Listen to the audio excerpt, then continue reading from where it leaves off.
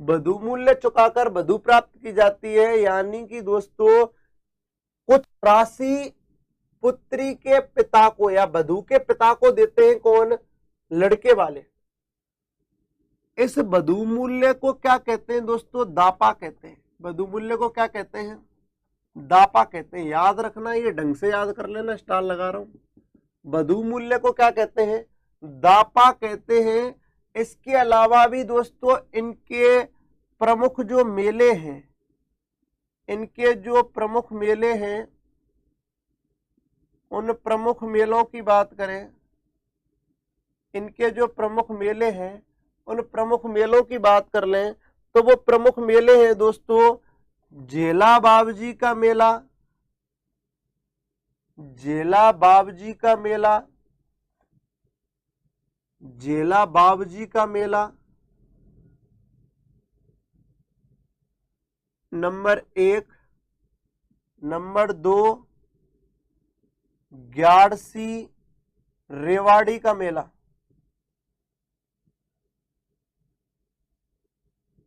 याद रखना, जेला बाबजी का मेला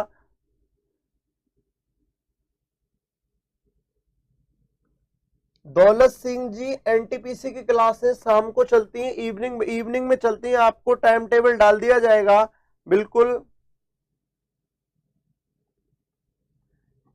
जेला बाबजी का जो मेला होता है दोस्तों वो लगता है पंचमहल गुजरात में।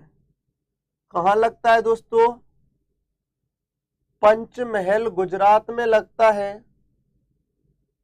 इसके अलावा भी दोस्तों ग्यारसी रेवाड़ी का जो मेला लगता है वो लगता है दोस्तों, अपन बात कर लें, वो लगता है देलवाड़ा सिरोही में। कहां पर लगता है दोस्तों, देलवाड़ा सिरोही में।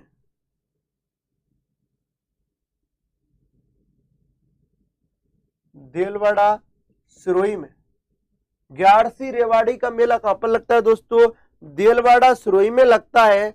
याद रखना, इनके झगड़ों का जो निपटारा होता है, इनके झगड़ों का निपटारा, झगड़ों का निपटारा कोई पुलिस केस से नहीं होता है, निपटारा पंचायत द्वारा होता है, आपसी समन्वय से पंचायत द्वारा होता है। कैसे दोस्तों, पंचायत द्वारा होता है। गुड मॉर्निंग गणेश परमार जी। दोस्तों सभी के सभी लाइक जरूर कर दें, लाइक जरूर कर दें। तो अपन बात करें दोस्तों,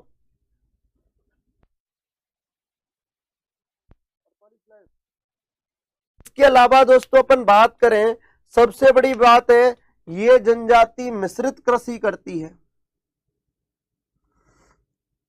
यह जनजाति मिश्रित कृषि करती है, मिश्रित कृषि करती है। आप लोग समझ रहे होंगे मिश्रित कृषि का अर्थ क्या होता है। Kapil Yadav very good morning.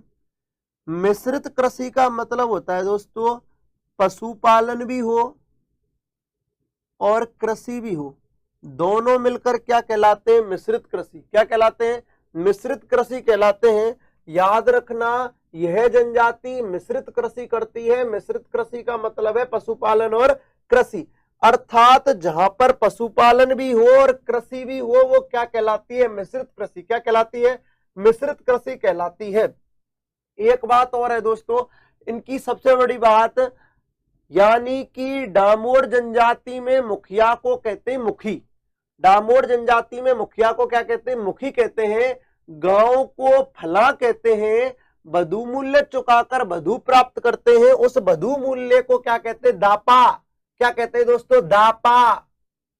प्रमुख मेले, दो मेले हैं जिनकी बात करें, जेला बाबजी का मेला पंचमहल गुजरात, ग्यारस की रेवड़ी का मेला, ग्यारस रेवाड़ी का मेला दोस्तों ग्यारसी रेवाड़ी देलवाड़ा सिरोही में लगता है। इनके झगड़ों का निपटारा, विवादों का निपटारा पंचायत द्वारा किया जाता है, ग्राम स्तर पर ही किया जाता है। यह जनजाति मिश्रित कृषि करती है। यह जनजाति कैसी कृषि करती है, मिश्रित कृषि। और आप जानते हो, मैंने जब कालीबंगा सभ्यता पढ़ाई थी तो वहां पर आपको बताया था मिश्रित कृषि क्या है, जहां पर पशुपालन हो और कृषि हो, दोनों एक साथ हो, वो कृषि क्या कहलाती है, मिश्रित कृषि कहलाती है। क्या कहलाती है, मिश्रित कृषि।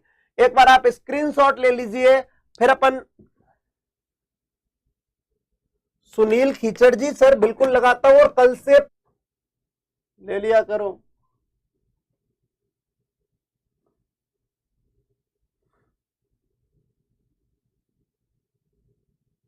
ले लिया होगा दोस्तों स्क्रीनशॉट। अपन आगे बढ़ते हैं।